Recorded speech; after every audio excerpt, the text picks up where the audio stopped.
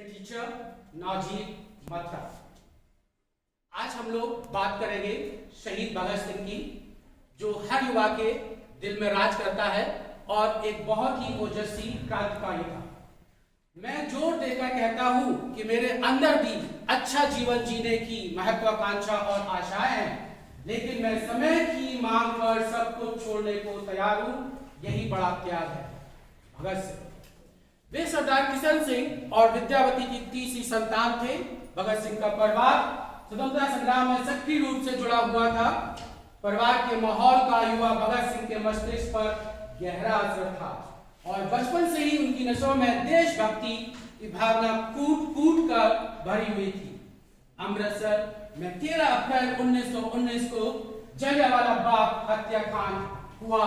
तब भगत सिंह मात्र 12 वर्ष के थे। जलियांवाला बाग हत्याकांड ने भगत सिंह की सोच पर गहरा प्रभाव डाला और हत्याकांड के अगले दिन ही भगत सिंह जलियांवाला बाग कांड गए और वहां की मिट्टी को एक बोतल में भरा, जिसको जीवन भर अपने साथ निशानी के रूप में सहेज कर रखा। इस हत्याकांड ने उनके अंग्रेजों को भारत से निकाल फेंकने के संकल्प को और सुदृढ़ कर दिया। वर्ष 1922 में जब महात्मा गांधी ने गोरखपुर के चौरी चौरा में हुई हिंसा के बाद असहयोग आंदोलन बंद कर दिया, तब भगत सिंह बहुत ही निराश हुए। अहिंसा में उनका विश्वास कमजोर हो गया और वह इस निष्कर्ष पर पहुंचे कि सशस्त्र क्रांति ही स्वतंत्रता दिलाने के लिए एकमात्र रास्ता है। उन्होंने जुलूसों में शामिल होना, हिस्सा लेना शुरू कर दिया। अपनी पढ़ाई जारी रखने के लिए लाहौर के लाला लाजपत राय द्वारा स्थापित राष्ट्रीय विद्यालय में प्रवेश लिया। यह विद्यालय क्रांतिकारियों की गतिविधियों का केंद्र था और यहाँ पर वो भगवती चरण वर्मा, सुखदेव और क्रांतिकारियों के संपर्क में आए। भगत सिंह यद्यपि रक्तपात के पक्षधर नहीं थे, परंतु वे कार्ल मार्क्स के सिद्धांतों के बहुत ही प्रभावित थे।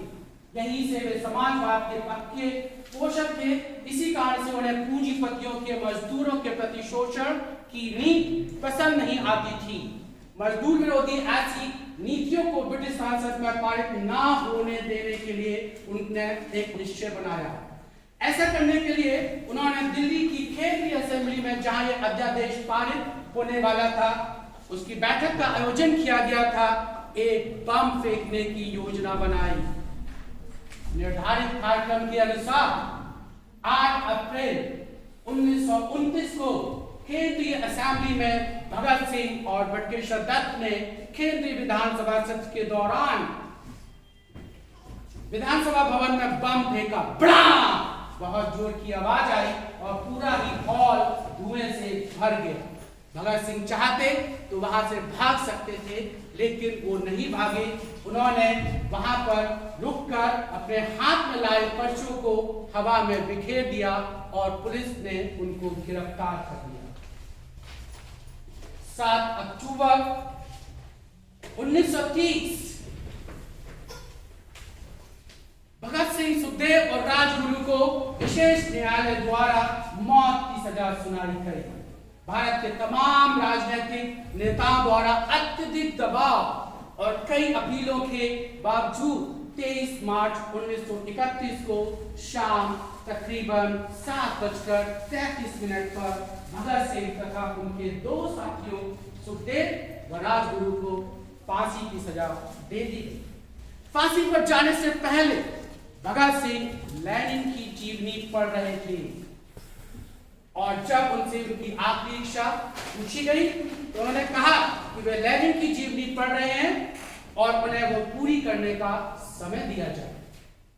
कहा जाता है कि जब जेल के अधिकारियों ने उन्हें यह सूचना दी कि उनकी फांसी का वक्त आ गया है, तो उन्होंने कहा, ठहरिए, अभी एक क्रांतिकारी दूसरे क्रांतिकारी से मिल रहा है।